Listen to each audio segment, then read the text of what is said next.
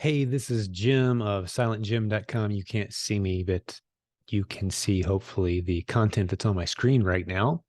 That's going to be very helpful to you. Actually, this recording is borderline useless if you can't see the visual I've got. It's just one visual. I'm not going to be going through a slideshow. It's just one picture on your screen. And as soon as you see it, it's going to hopefully communicate pretty clearly and pretty quickly the message I have for you today, but I'm going to talk through the details.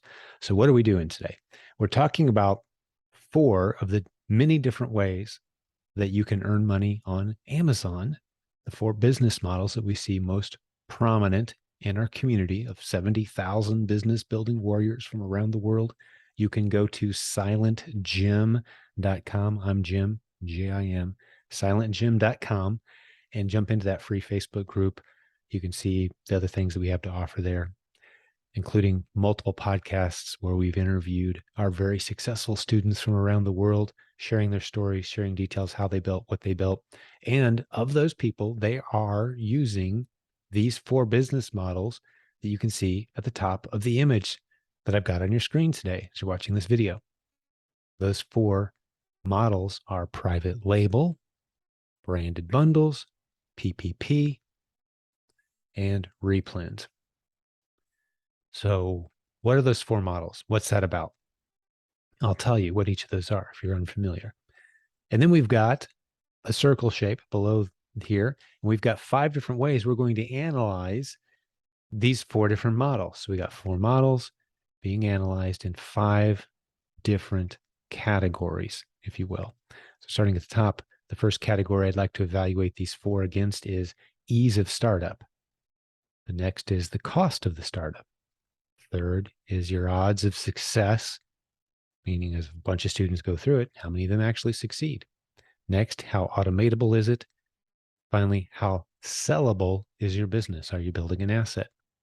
Pretty cool ways to analyze these 4 opportunities. If you ask me, some good questions you should be asking yourself before you jump in, or if you're considering adding on another business strategy to the one that you're already using, there you go. That's what we're going to do. We're going to talk through which ones make the most sense. Now, why these 5?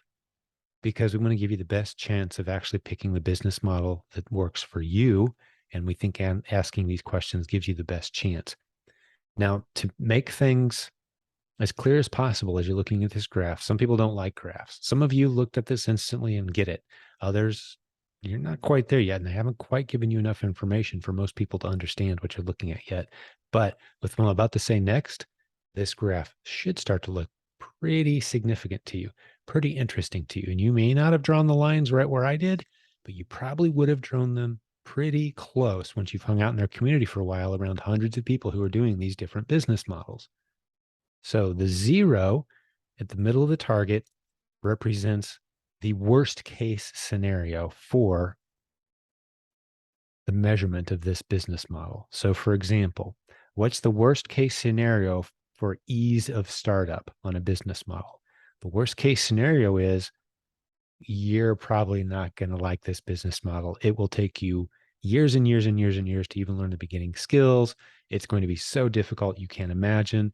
Very few people ever make it work. I don't know why you're even thinking. It's kind of like, starting a new car company. Good job, Elon Musk. You pull it off. The rest of us, good luck, right? Ease of startup approaching 0. Very difficult. The higher the number, the friendlier of a rating we give that business model. In this case, the highest number you can have is a 6. So the highest ease of startup number means it's the easiest business to get started if you're new. It's the friendliest, the shortest learning curve, that sort of thing, right? So that's ease of startup on a scale of 0 to 6. On a scale of 0 to 6, we also have cost of startup. If you're wanting to start a $1 billion car company, good luck. That is a very high cost of startup. We would give that business model a 0. Think of that as your odds of success. Got $1 billion? No, well, good luck. Can't do that one. How about the cost of startup friendliest, a 6? That would mean that pretty much anyone with a few dollars can get this thing rocking. That's the cost of startup scale. Odds of success, 0 to 6. A 0 means you have no chance. It's not going to work. Sorry.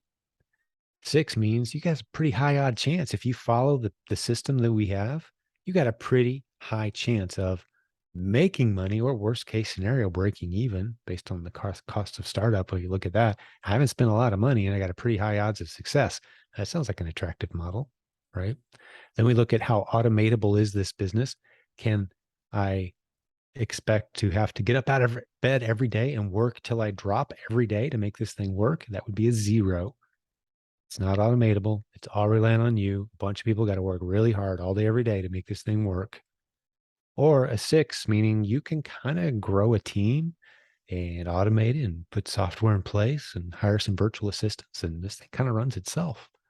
That would be a highly automatable, a 6 on the scale from 0 to 6, automatable. So if you notice, the more appealing it is, the more attractive it is, based on the standards that we're talking about, the higher the number it gets. And finally, is it a sellable business? Ideally, any business that you're building is something that can be transferred to somebody else someday. A number can be assigned to that transaction as it transfers over, and you can sell that asset to somebody else. It's not something that relies on knowledge that's in your head, or you're the only one that can do it.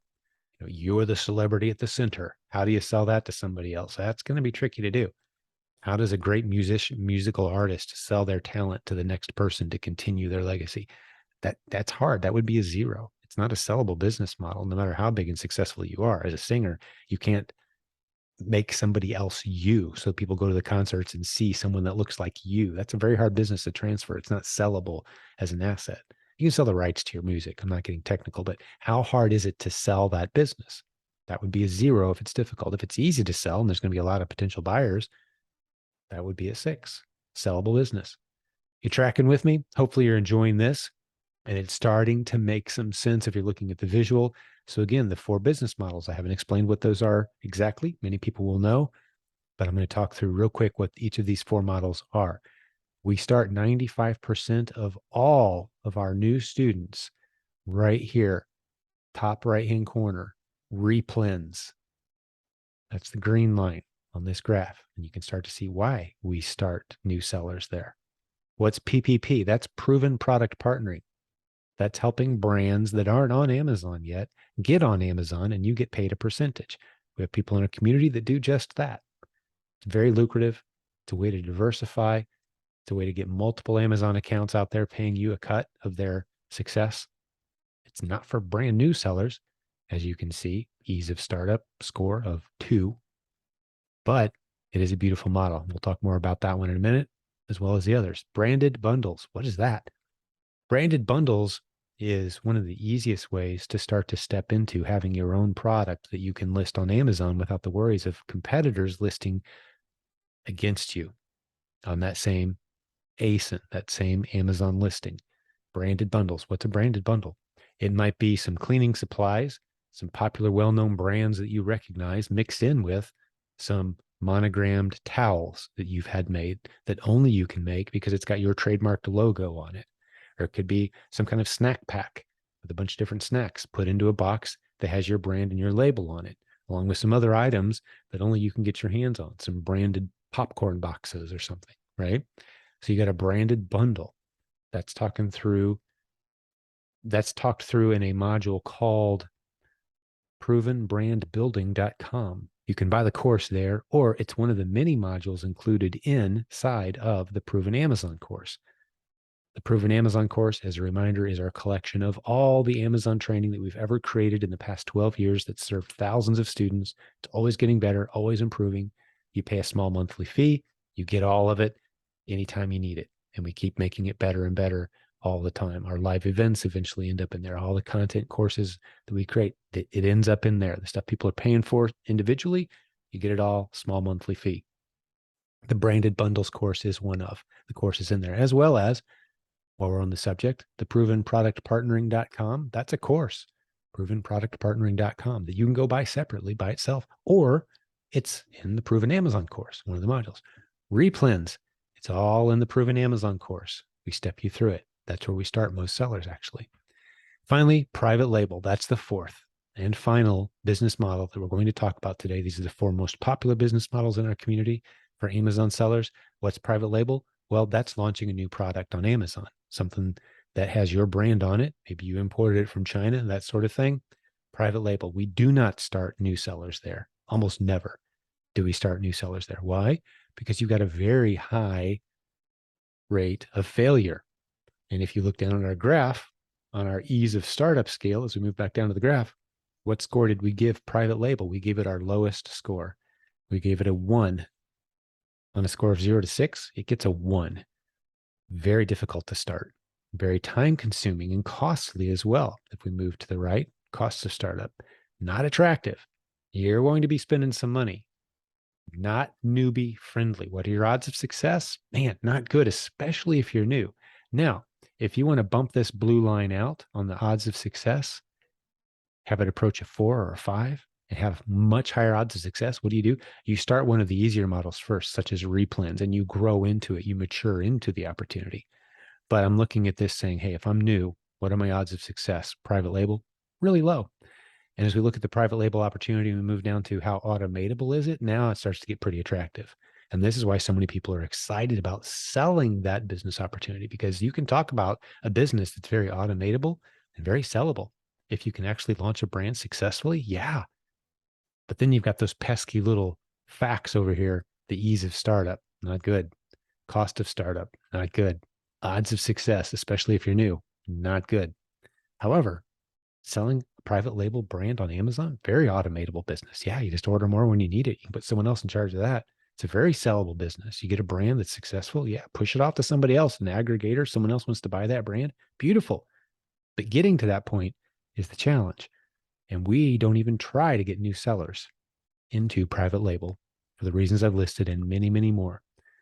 It's a difficult time and learning curves are just crazy. And the amount of money you're going to have to spend. Some people get lucky very fast. The vast majority of people spend so much money and end up with a garage full of stuff they can't sell. So that's private label analyzed through the 5 different business models. Hopefully you're enjoying this. Let's do the others real quick, and I'll go a little faster now because you're probably getting pretty good at reading the graph at this point. Branded bundles as compared to replens, man, it's kind of difficult. Branded bundles is a bit like private label. Really, the two models aren't that dissimilar. The only nice thing about branded bundles, well, there's several nice things compared to your typical private label, is you don't have all the legal challenges, trademark issues that can be so complex, and the liability issues. Remember, for the most part, you're selling other people's products, not your own. And you're adding your own branded item into the bundle so that it's distinguished and other sellers can't sell the same thing you are on your same listing. That's the advantage. So ease of startup, yeah, a little easier to get rocking than a private label, but not much. You're going to have to learn some things. We've got a course just for that. We typically like to say once you're selling $10,000, $20,000 a month, something like that, using the easier business model of replens, you're ready to start investigating branded bundles. That module again is provenbrandbuilding.com. Talks you through building branded bundles, selling them on Amazon. So ease of startup, not super attractive if you're new. Bumping over to cost of startup, yeah, there's some more expenses involved with branded bundles. It's not quite as pricey as launching your own product because, again, you're selling other people's products in your bundle. But you do have to launch a brand, get a trademark, that sort of thing, get brand registered. There's some steps to go through. A little more cost of startup, especially when compared to something like replens that has virtually no cost of startup. Very, very inexpensive to get going there. Working our way around the horn here, odds of success with branded bundles. Yeah, we market a little higher than actually launching your own private label product. Your odds of success are better because you're selling products that have established brand recognition. Makes sense, right? And a few other reasons too, but that's the primary one. Is it automatable? Absolutely, just like with private label. Building a branded bundle is very automatable. You're just buying more when you need it, sending it in. The one thing that can hold you back here, though, is you are selling products that belong to other people, other brands. They can become discontinued. They can go out of stock. They can stop making them. The business can go under. And you've got no way to fix that problem because you're selling their brand in your bundle. So it could stop. But that's true with any product, any even private label product. The natural resources needed to make that product could become scarce, too expensive, price prohibitive, etc. And you'd have to change course. Is it a sellable business? Every bit as much as a private label business is sellable. Your branded bundle business is sellable as well. 100%. All right, all we've got left is PPP, and then finally the model that everybody should start with rare exception, the replens. So let's talk through PPP. Remember, that's proven product partnering. Provenproductpartnering.com is the website where we talk about that model. You can buy that course separately if you'd like, but I'd highly advise you to go to the provenamazoncourse.com. That training module is included, helps you get brands that aren't on Amazon onto Amazon. I'm not going to tell you a whole lot more about what that model is. It's not for new sellers, but it will make a lot of sense to you as you begin selling. But if you look, it's one of the smaller surface areas on the chart. You see that? Like the bigger surface area is kind of the friendlier, more attractive models. The small surface area of PPP makes it one of the, maybe some people might say less attractive, but for the right personality type, it's highly attractive. For the relational type person, the person who wants to be diversified, the person who always saw themselves as a consultant, loves talking to people on the phone and relational type of, they want to bring the relational type of feel to the business, be dealing with people all the time instead of products and numbers. Man, it's a great attractive model for those folks. But as you can see, it ranks kind of low on the ease of startup, kind of low on the cost of startup, kind of lower on the odds of success too, because you got to have a track record. If you're new, you can't just jump right into this. But I will tell you, once you've had some success selling on Amazon, even the smallest level of success puts you light years ahead of anyone else who might be considering doing the same. So from that aspect, it is pretty attractive. Is it automatable? You could argue that it would be. You could step away, put other people in charge. But a lot of times, initially at least, those first couple years, probably it's going to be you making the relationships, doing the work, making the phone calls, getting on Zoom, making your clients feel at ease. You're going to be doing some of the heavy lifting. Although with virtual assistants, man, you can really perform a lot of these services for a few dollars per hour. You can have people working, say, the Philippines, where they're highly technically savvy people ready to work, where $1 per hour is the average hourly wage. So you pay them $3 or $4 an hour, you're paying 3 or 4 times the average hourly wage on the island, and that money spends like $25 to $30 per hour in the US economy. Yeah, you can find some real talent to help you automate that business. That's true with any of these businesses, actually. But with the PPP, I rated it kind of low as being automatable, but you can really start to stretch that line out and make it a 4 or a 5 as far as automation goes over time. It's going to take you a little more time to get there, which is why I rated it so low, because it is so relationship intensive to start. So finally, on the PPP model, wrapping it up with how sellable is it? Yeah, a successful consulting practice is very sellable, right? So it's you're in good shape there. You could move away and have that book of clients and transition that over to somebody else who buys it and manages those accounts on your behalf. All right, so let's talk about replens now. We'll wrap this video up. Replens is the biggest surface area opportunity on the graph. It's the friendliest for those who are new. Ease of startup, you couldn't possibly score any higher. Cost of startup, you couldn't possibly score any higher. Odds of success, as Robin Olson, one of the great coaches on our team, frequently says, this is a high, high, low versus a low, low, high scenario. What do we mean by that? Most other business opportunities, very high learning curve, very high investment required, very low odds of success. Replens, just the opposite. Low investment needed, low learning curve, high odds of success. That's how she summarizes it. And I can't argue with that. Odds of success about as high as anything I've ever seen in e-commerce. We've interviewed people on the podcast who have been around e-commerce for a decade or two, in some cases, that say they've never seen anything like the replens model. They get very excited about it, talking about it. And they agree. This green line is drawn right where it should be. Odds of success, very high. How automatable is it? Yeah, we've got people that travel full time and just check their numbers. You put some virtual assistants in place and step away from your business. You can't start there. You have to grow into it over time.